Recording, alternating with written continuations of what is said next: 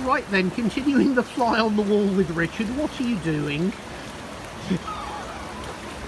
Well, it's long been known to geologists that an underground lake or an underground river exists beneath Montsegur.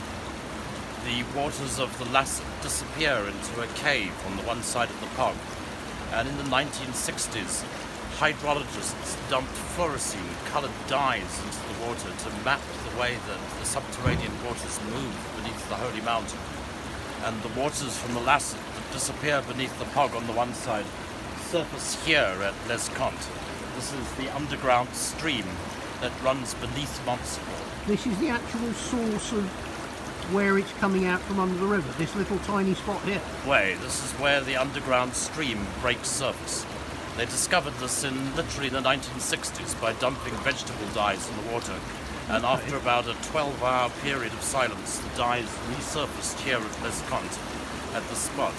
So we feel this is the place where the underground stream breaks surface.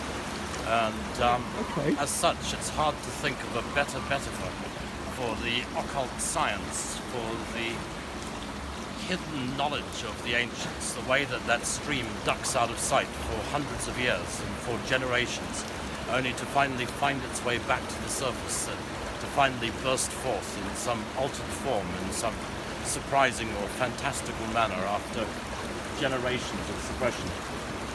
So yeah, this is the underground stream. Quite how to access it from the mountain, no one has discovered. And no one knows still how the people in the castle got their water or how they managed to sustain themselves through the 10-month siege. But there's no doubt that there is water, that there are subterranean cavities beneath the mountain. Okay. And is this a much older site? I mean, is this going back to sort of Celtic Roman era or older, do we know? Well, it's pretty clear that the Pog of Montsegur has been a sacred site since time out of mind. There was a ruined temple of some sort there already, long before the Cathars, the heretics, even came to Montsegur.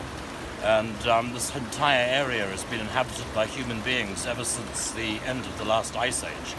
The mountain and the stream has been sacred since before the first scratchings of recorded history. Okay. And why have we got a Mary looking over you? Well, like all of these things, as we've come down through the ages, it's been Christianized and brought over into the Christian faith. Most of the sacred sources and sites have churches or statues of the Virgin connected to them now. They've been brought over into the Christian faith. But the Christian faith is very much a Johnny-come-lately around here. It was, and certainly the cult of the Virgin, the cult of the feminine divine, is kind of an afterthought by the Catholic Church, who didn't really think of it for a few centuries and then decided, okay, let's try and introduce a feminine aspect to our faith so that we can basically incorporate the worship of Pachamama, of the earth goddess, the original Manya Mater, the mountain mother, who is the true deity of this mountain. And this flows where? From here, where are we going with it?